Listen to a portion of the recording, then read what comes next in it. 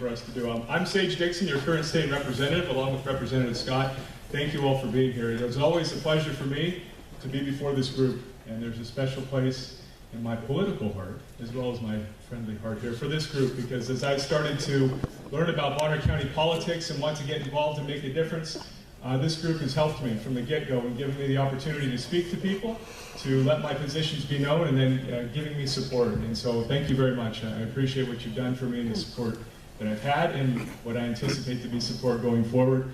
As Representative Scott said, I also have the blessing of not having a Republican primary candidate. And I thank you for that, for your trust in me and the job that I'm doing and what I propose to do. I believe that I have lived up to those principles and the stands that I took and the things that I told you I would do. And one of them was strengthening families. Another one was strengthening our economy and strengthening our state. Those are the three things that I have on my rack card that's in the back, and those are the three things I will continue to do as your representative. Senator Nuxall touched on a couple things that I was proud to work with her on this session. They go in that direction, and one of them was what they term the Bible bill, and there was some language in there to not make it just about the Bible, but that was specifically what the argument became, and although we tried to take it away from that, but to protect the right that citizens or teachers have now to teach the Bible as a reference tool, which is integral to our nation. And that's why I felt it was so important, besides my personal belief in its veracity, but to fully understand Western government and Western law, you have to understand the foundation where it comes from, and that is explicitly from the Bible.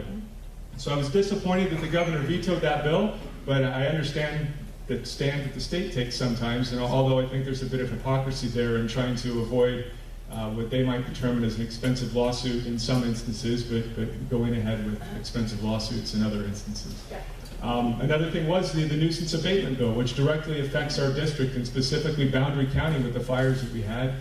So the commissioners can go to the federal government and say, we see a direct danger to the health, welfare, and safety of our citizens, and we need you to take care of this. These are lands within our jurisdiction. We need you, federal government, to take care of this for our duty, or the commissioner's duty, in protection of our citizens. So I thought that was another wonderful bill that we needed to run. To have the backing of the state. The commissioners had that ability, but now the state is behind them, and conceivably the AG can step in and say, federal government, you need to take care of this for the betterment of our state. And those are things that I thought were very good bills to run on, or not run on, but bills to promote it in the Senate and in the legislature, and thankfully both of them passed, which is great. And unfortunately, as I said, one was vetoed, but that's the system we have, and that's a proper system, the separation of powers.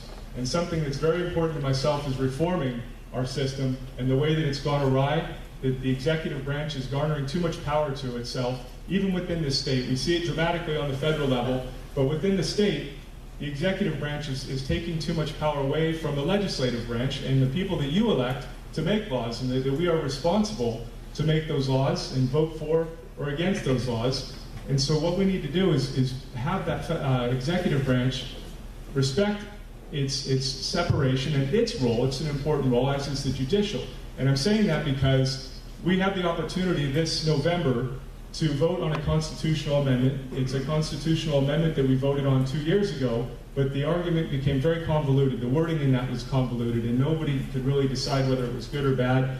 It is a good thing, in my opinion, so I'm supporting it and taking the time that I have in not having an opponent to tell everybody to vote in the affirmative before that, because what it will do will enshrine in our Constitution the right of the legislature to oversee the rules process. All the rules that the executive branch makes in the interim that we vote on the first 3 weeks, essentially, of each session. And right now we are allowed oversight. It was a 3-2 ruling by our Supreme Court, a very slim margin that said, okay, legislature, you can have oversight of these rules. We're one of 3 states that has that oversight, so it's a very rare thing.